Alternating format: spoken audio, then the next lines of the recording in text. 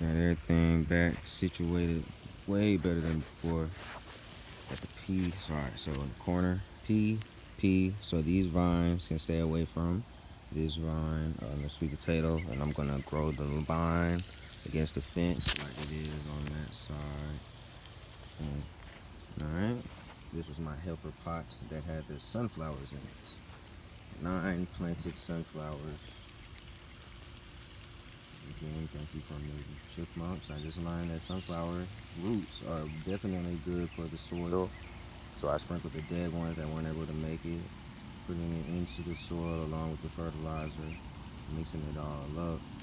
Got the soil from the pot within them so they can adjust quicker and better. Here, one zucchini seed. In this little small spot with space, kale. And in this spot, where it's red and black, collards. Here, sprinkled, I have sprinkled finally. I'm gonna get to something too. Some microgreens, 2 zucchini seeds, one here, one here. This spot, spinach, 6 seeds, one in the center, 5 on around the corner, around. And here, I have not planted anything in this pot yet. I believe I want to do another potato, but I'm gonna leave it blank for now.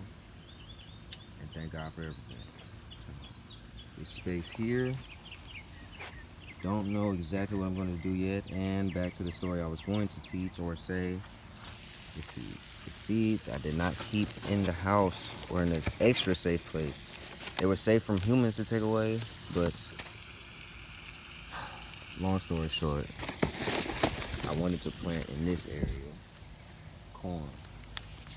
All the goddamn corn gone, cause the goddamn chipmunks know what the fuck is up. So that's that on that. The separation line here is just to decipher between what has been planted and what is not.